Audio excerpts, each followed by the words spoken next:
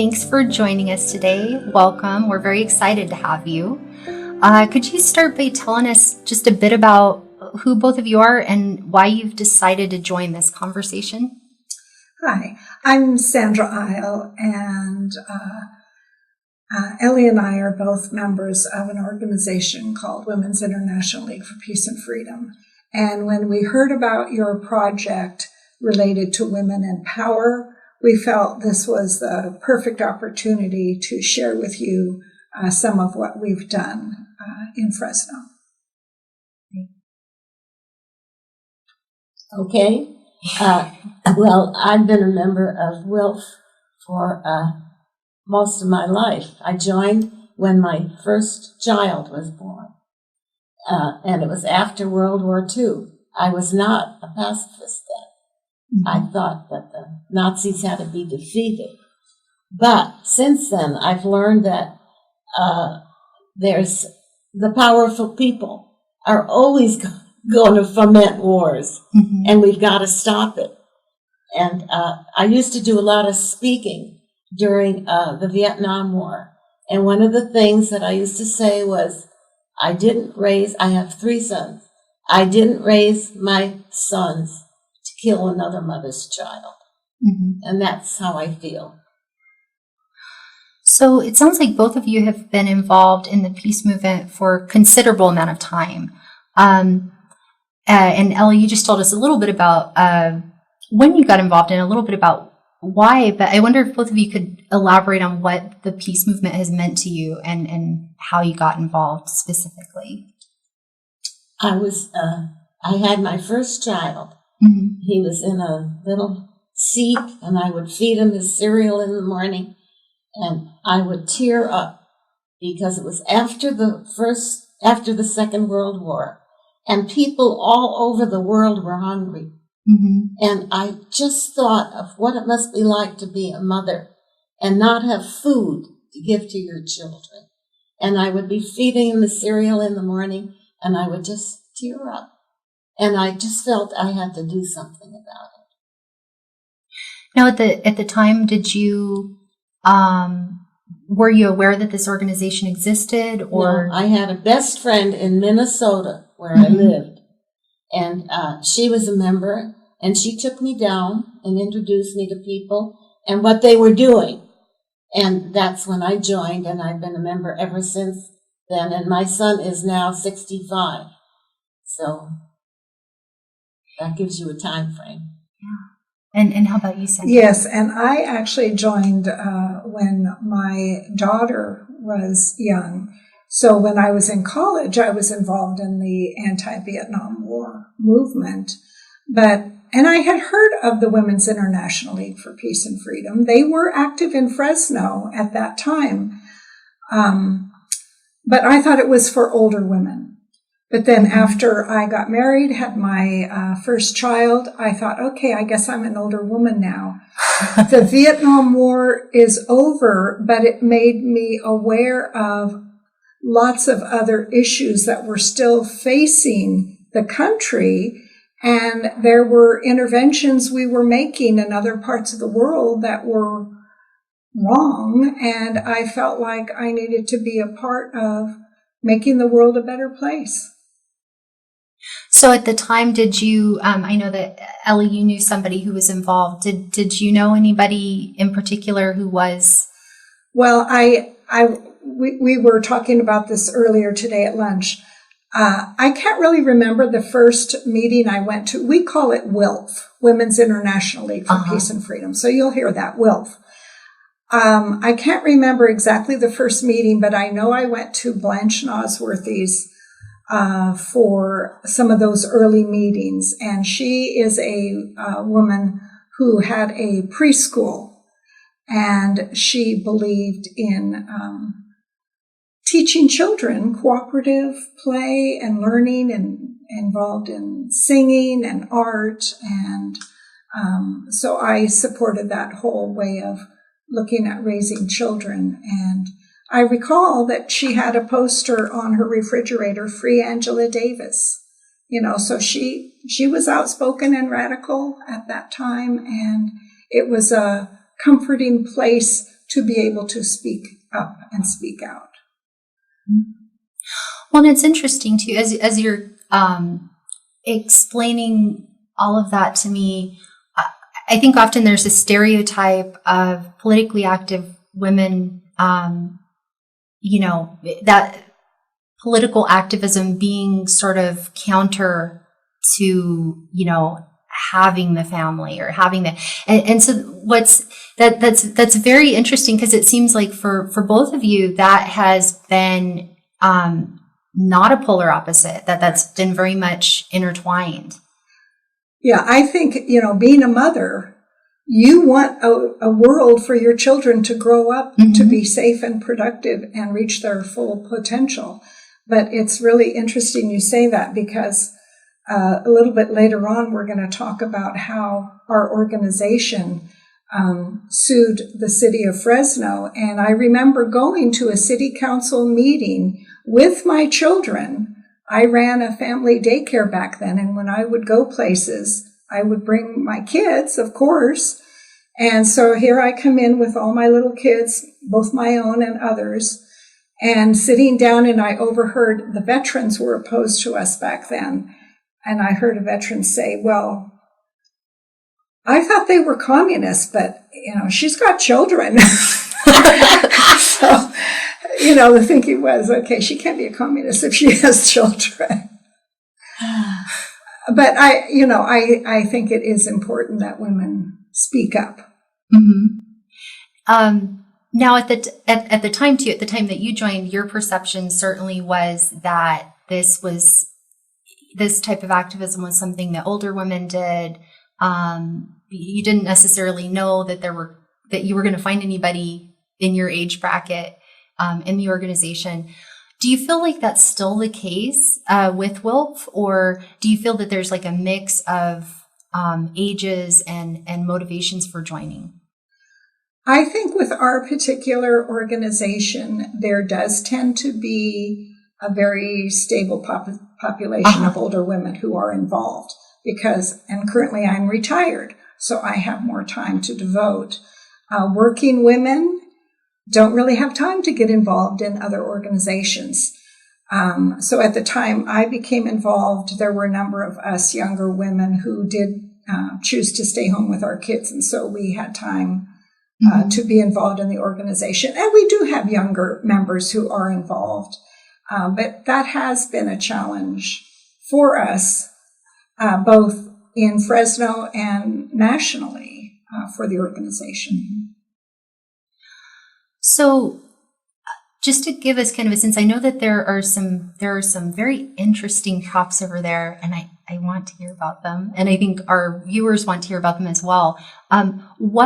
What have been some of since you guys have been involved in the organization, what have been some of your most memorable experiences with WILF and with, with some of the work that you've done?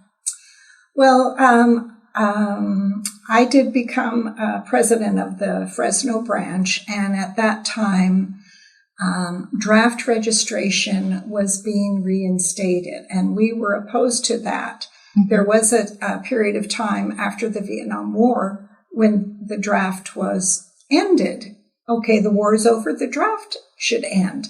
But then President Carter actually started talking about reinstating the draft, and we were concerned that that would lead to another war, because if you've got these soldiers, what are you going to do with them? And our national organization had produced this poster saying, why is this the only job our government has to offer 19 to 20-year-olds? And then it says, think before you register for the draft, with the name of the organization. And what we were hoping to do with this think before you register was let young men know, at that time women were not being drafted, yet let them know that there were options. And we actually did have draft counselors. Ellie was a draft counselor who counseled young people. Before they registered, they could learn about what it meant to be a conscientious objector, A friend of mine actually went to Canada rather than be involved in the Vietnam War. So there were options that young men could consider, and we wanted them to know. Because if they wanted to be a conscientious objector, they had to write it down when they first registered. Otherwise, it's too late. So we had these placards. We contracted with the city of Fresno. We ordered the placards from our national, paid the city. They put them up on the buses. The Fresno Bee did a nice article with pictures of the placards going on the buses. And then the veterans just had a fit. They were opposed to what they felt we were advocating illegal activity. And they said, think means don't. And that we were advocating that young people not register for the draft, which is not what we were doing. We just wanted young men to know what their options were. So the city, after hearing from the veterans without notification to us, tore the placards off the buses. We could see footage on the news of them tearing them off, throwing them in the trash. We had paid for these. We had paid the city of Fresno to put them up. They didn't look at them and say, oh, no, we can't put those up. Here, you take them back. No, they didn't. They accepted them. They put them up. So we objected, and it led to many steps, including eventually our suing the city of Fresno. And we felt it was an issue of free speech. So what motivated the organization to take that step? Well, obviously we protested to the city of Fresno and attended their city council meeting. The mayor was out of town, but on a 3-3 decision, they voted to uphold the removal of the placards. So the mayor did come back into town and voted against us. And again, he basically said, think means don't. We're advocating illegal activity. Well, we did not feel that we were advocating illegal activity, and we felt it was an important precedent that not be allowed to stand. And since, we had come to the city council and they weren't listening to us, then our next step was to take it to the courts. Oh, okay. So we did. And it was very difficult. We raised money. We had a lawyer. And but they voted against us, saying that think meant disobey the law. And so we appealed to the next level. And a lawyer came from the American Civil Liberties Union in San Francisco and took the case. But he really didn't know the case, and we feel that he should have done it. We didn't win the case. So now it is a law. And that's when they banned the political signs in the buses. And so we feel it's a very bad decision. And at some time in the future, it's going to have to be overturned. And we'll be ready to overturn it. But anyway, that's what happened. We followed it all the way through. We raised money. We helped looking up stuff, legal stuff. We really worked on it. It was quite an experience. Now, you mentioned that the lawyer didn't really know the case, and that must have been extremely frustrating. It was terrible. It was terrible because we worked so hard. We looked up stuff and legal things. We did everything we could to help. And of course, we had the demonstrations and you could see we had the stuff. This is in front of the city hall. And it was quite an experience. Now, do you feel that in this case, your being women in any way affected the attention that the case was given? What do you think? Well, I think women have not been respected since the beginning of time, and there has been inequalities on the city council, for example, who even took the vote. As a women's organization, I don't think, it's obvious women are not as respected in society. And, but for that very reason, it's important that women do speak up and do take part in local issues, state issues, federal, worldwide issues. I mean, we are an international organization, and it began during World War I, women that were opposed to the World War. And we just recently celebrated 100 years of the organization, and this is what we do. Well, when we started, women didn't have the vote. So, things have changed somewhat, and even in this recent election. And now, the number of women who are running for office is much greater than in the past. And maybe there will be some changes because of it. But I remember the first woman who got into Congress. I forgot her name. Do you remember her? Anyway, she was a WILF member. And Wasn't Shirley Chisholm? No. She was from Montana. Okay. Yeah.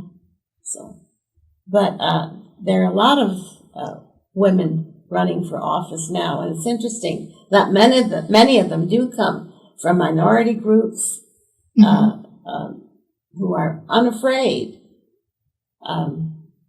So it's something that it's going to change no matter. Well, look at you. You guys are so talented. You have the ability to do all these things. I can't do what you're doing. Sure you can. No, I can't because you're smart and you've learned how to do these things so you can make changes. The more skills you have, the more you learn, the more possible it is to make the changes. Now, everything that you've been saying has brought up a question for me that some people may also have in mind. Women who perhaps maybe don't feel comfortable, like actively protesting something, or maybe don't feel empowered in their own lives to make changes. Are there things that they can do, ways that they can contribute to social change? Well, I definitely think so. In addition to my involvement with this, I've become involved in education. When I retired, my grandson was starting high school. I decided I'm going to get involved in the school site council. I mean, this is a place where parents can have a voice in what goes on in the school and how money is spent. In addition to that, there are local school board elections that you can get involved in. If you like what's going on in the school, you want to support your school board member. If you think we need smaller class size and someone else is going to make things better, you get involved in that. There's city council races. 2018 is coming up and there's a lot of issues. So yeah, you can start locally. I think school is a good place to start. Just attend the meetings. They voted me in because I kept coming. I didn't think I should be voted into the school site council. I said, I'm not the parent. But, the parents weren't showing up. So they said, well, do you want to be a part of it? I said, sure. So simply showing up is powerful. Yes, it is. Yeah. And you find out what's going on. If you don't show up, you don't really, how many of you really know what's going on at the school? How big are the classes? How much recess time do they have? Do they have art? Do they have PE? All kinds of things. Would you add anything to that, Ellie? Oh, no, I think she's adequately covered it. When I came to Fresno, Fresno was a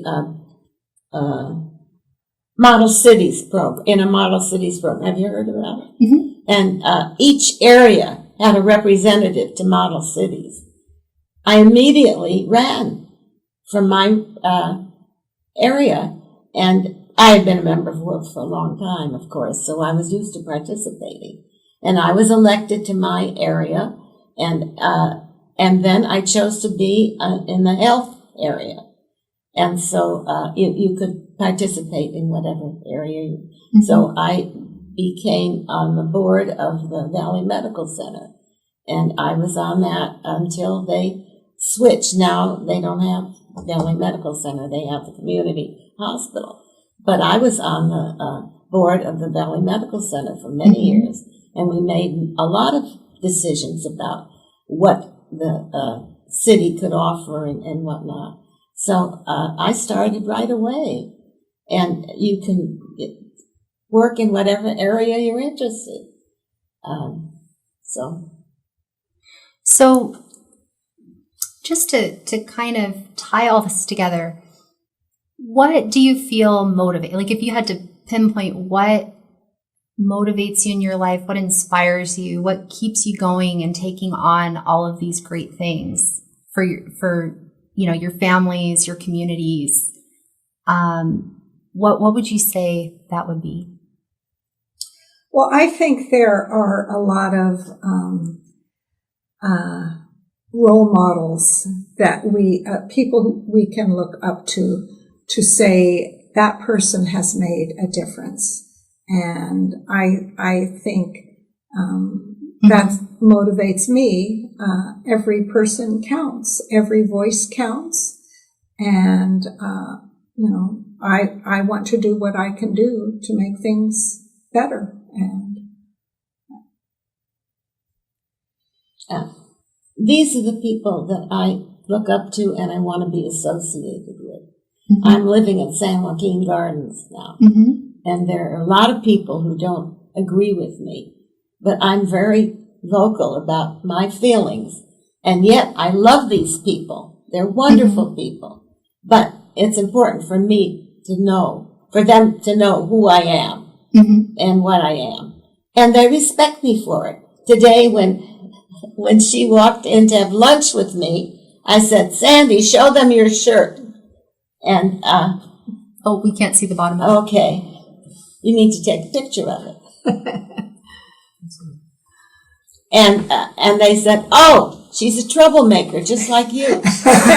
They know me as a troublemaker, and they love me, and that's fine. So we are proud of being called dangerous women. Yes. We really are. And proud of the things we've done. We have made changes, and our kids have made changes. Look at her daughter. Mm-hmm. She's a troublemaker, too. I can tell. All right. Two troublemakers. Yeah. So, in other words, let's all go out and make trouble. Absolutely. That's what you're doing right now, you know. Well, thank you so much for stopping by. We greatly enjoyed getting to know you. Thank you. Thank you.